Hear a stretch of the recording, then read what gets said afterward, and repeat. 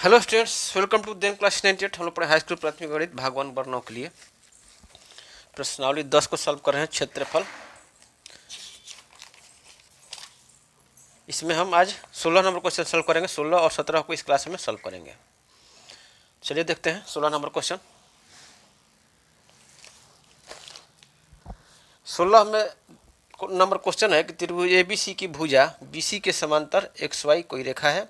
Be जो है B समांतर एसी है, बी समांतर एसी है और सी एफ जो है सी एफ समांतर है ए बी के।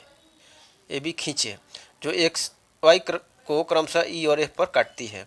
सिद्ध करना कि एरिया ऑफ त्रिभुज A B E area of त्रिभुज ए बी ई, ठीक है, एरिया ऑफ त्रिभुज ए बी ई बराबर एरिया ऑफ त्रिभुज A C F A C F. यह दोनों त्रिभुज को दिखाना है कि यह इस त्रिभुज का क्षेत्रफल बराबर है इस त्रिभुज ए बी के क्षेत्रफल के। तो लिख देंगे, दिया हुआ है कि बी सी समांतर एक्स वाई के, बीई जो है बीई समांतर है ए सी के, बीई समांतर है ए सी के, सॉरी बीई इधर है, बीई समांतर है ए सी के और सी एफ बराबर सी एफ समांतर है ए बी के। तो सिद्ध करना है कि एरिया ऑफ त्रिभुज ए बी ई बराबर होगा एरिया ऑफ त्रिभुज ए सी एफ के। रचना है सी और बी एफ को मिला देंगे, सी और बी एफ को मिला देंगे, ठीक है। इसमें हम लोग प्रमेय 29 का उपयोग करेंगे। प्रमेय नंबर 29 से ये आपका क्वेश्चन सॉल्व हो जाएगा। प्रमेय नंबर 29 में है कि एक ही आधार तथा समान समांतर रेखाओं के बीच के त्रिभुज का क्षेत्रफल, बीच के त्रिभुज जो हैं क्षेत्रफल में बराबर होते हैं, ठीक है। तो इसी प्रमेय का उपयोग करेंगे। तो पहले लेते हैं एक ही आधार, अब लिखेंगे अब एक ही आधार BC, पहले ले लेते हैं एक ही आधार, पहले BC आधार लेते हैं और उसमें प्रमेय नंबर 29 का उपयोग करेंगे। एक ही आधार BC है और समांतर रेखाएं कौन कौन से हैं, एक ही आधार BC तथा समान समांतर रेखाओं BC और EF और आधार BC है और BC तथा EF समांतर रेखाएं हैं। दो समांतर रेखाएं, एक ही समान समांतर रेखाएं हो जाएंगे, समांतर रेखाएं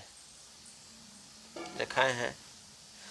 तो इसलिए प्रमेय नंबर 29 से क्या हो जाएगा, त्रिभुज जो है यहाँ पर देखिए आधार BC है और एक ही समांतर रेखाएं हैं BC और EF है। तो आधार BC से होते हुए दो त्रिभुज को हम लोग प्राप्त करेंगे। तो कौन सा होगा, त्रिभुज BCF, ठीक है। त्रिभुज BC, एक ही आधार BC होना चाहिए और एक ही समांतर रेखाएं होना चाहिए। BC और EF एक ही समांतर रेखाएं होना चाहिए। BC का आधार BC है लेकिन त्रिभुज ABC में यदि लेंगे तो ABC का ये समांतर रेखाएं दूसरा हो जाएगा। ये BC और EF के समांतर, दोनों समांतर रेखाओं से ये अलग हो गया, ऊपर हो गया। तो एक ही आधार BC होना चाहिए और एक ही समांतर रेखाएं BC और EF होना चाहिए। तो दो त्रिभुज वैसे हैं, त्रिभुज BCF है, त्रिभुज BCF और त्रिभुज BCE, दोनों का आधार BC है और एक ही समांतर रेखाएं BC और EF। तो प्रमेय नंबर 29 से दोनों त्रिभुज का क्षेत्रफल बराबर होगा। इसलिए एरिया ऑफ त्रिभुज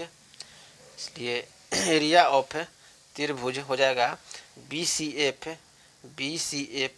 बराबर हो जाएगा एरिया ऑफ त्रिभुज BCE, एरिया ऑफ त्रिभुज BCE।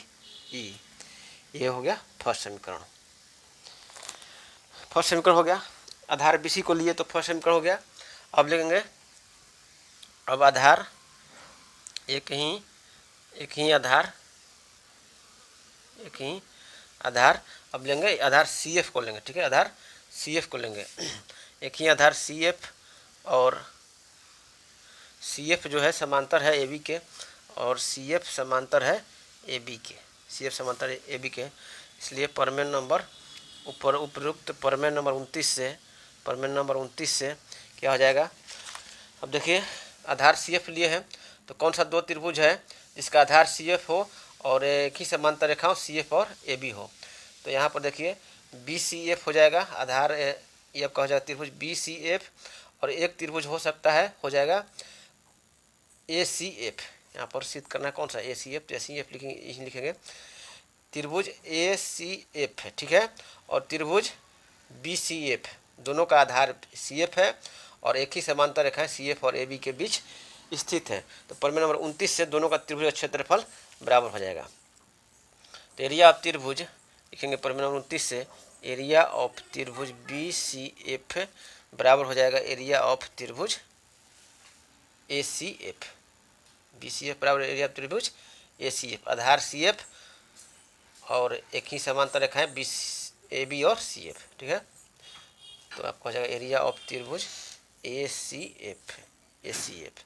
ये हो गया सेकंड समीकरण। बी सी आधार ले लिए, सी एफ आधार ले लिए, ठीक है। बी सी आधार ले लिए, सी एफ आधार ले लिए। अब आधार लेंगे बी ई को आधार लेंगे, ठीक है। बी ई समांतर है ए बी के, उसके आधार पर दो त्रिभुज का क्षेत्रफल बराबर करेंगे प्रमेय नंबर 29 से। अब जो है एक ही आधार बी ई के, बी ई और बी ई जो है बी ई समांतर है ए सी के, बी समांतर है ए सी के, आपका सब दिया हुआ है बी समांतर है ए सी के, ये सब दिया हुआ है बी समांतर ए सी के।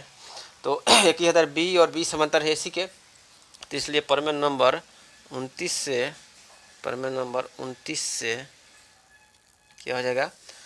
अब देखिए आधार बी हो गया, तो त्रिभुज जो है ए बी ई एक त्रिभुज हो गया, त्रिभुज A B E, Aadhaar B होना चाहिए और बी ई और ए बी दोनों ए सी समांतर रेखाओं के बीच होना चाहिए त्रिभुज। तो एक त्रिभुज हो गया ए बी ई, ठीक है, ए बी ई, और एक त्रिभुज हो गया B C E, B C ई त्रिभुज हो गया, यह त्रिभुज हो गया, ठीक है। ए बी और ए सी और बी के बीच में स्थित है और एक ही आधार बी ई है, और एक त्रिभुज हो गया ए बी ई, ठीक है। यहाँ पर लिखें बी सी ई को, इसको तो बी सी ई है यहाँ पर लिखेंगे, ध्यान देना है। 29 से क्या हो जाएगा, एरिया ऑफ त्रिभुज A B E, area of त्रिभुज ए बी ई बराबर होगा एरिया ऑफ त्रिभुज B C E, area of त्रिभुज B C E, B C E. क्या हो गया समीकरण थर्ड। अब देखिए अब हमको सिद्ध करना है एरिया ऑफ त्रिभुज ए बी ए बराबर एरिया ऑफ त्रिभुज ए सी एफ सिद्ध करना है। अब चूंकि देखेंगे फर्स्ट सेकंड और थर्ड से, यहाँ पर देखिए फर्स्ट और सेकंड में क्या है, एरिया ऑफ त्रिभुज बी सी एफ है और इधर भी एरिया ऑफ त्रिभुज बी सी एफ है, तो एल एच एस बराबर है तो आर एच एस भी बराबर हो जाएगा। तो एरिया ऑफ त्रिभुज बी सी ई बराबर हो जाएगा एरिया ऑफ त्रिभुज ए सी एफ। यहाँ पर लिखेंगे समीकरण फर्स्ट और सेकंड से, फर्स्ट और सेकंड से एरिया ऑफ त्रिभुज B C F L H S में है, एरिया ऑफ त्रिभुज B C F L H S में है, तो आर एच एस बराबर हो जाएगा एरिया ऑफ त्रिभुज बी सी ई, लिखेंगे एरिया ऑफ त्रिभुज, एरिया ऑफ त्रिभुज ए सी एफ बराबर लिख देते हैं एरिया ऑफ त्रिभुज ए सी एफ बराबर एरिया ऑफ त्रिभुज B C E, area of त्रिभुज बी सी ई। ये हो गया चौथा समीकरण। समीकरण फर्स्ट और सेकंड से एल एच एस बराबर है बी सी एफ, तो एरिया उसका आर एच एस भी बराबर हो जाएगा एरिया ऑफ त्रिभुज ए सी एफ बराबर हो जाएगा एरिया ऑफ त्रिभुज बी सी ई। अब समीकरण थर्ड और फोर्थ से में देखिए समीकरण थर्ड और फोर से समीकरण थर्ड और फोर में देखिए आर एच एस बराबर है बी सी ई बराबर है बी सी ई के, एरिया ऑफ त्रिभुज बी सी ई बराबर एरिया ऑफ त्रिभुज एल एच एस भी बराबर हो जाएगा।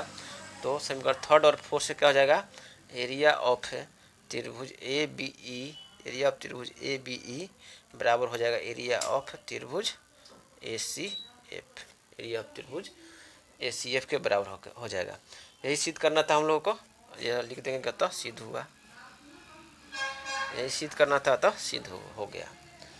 तो इस प्रकार से हम लोग जो है 16 नंबर क्वेश्चन सॉल्व कर लिए इस क्लास में, ठीक है। अगले क्लास में 17 नंबर क्वेश्चन सॉल्व करेंगे। तब तक के लिए धन्यवाद।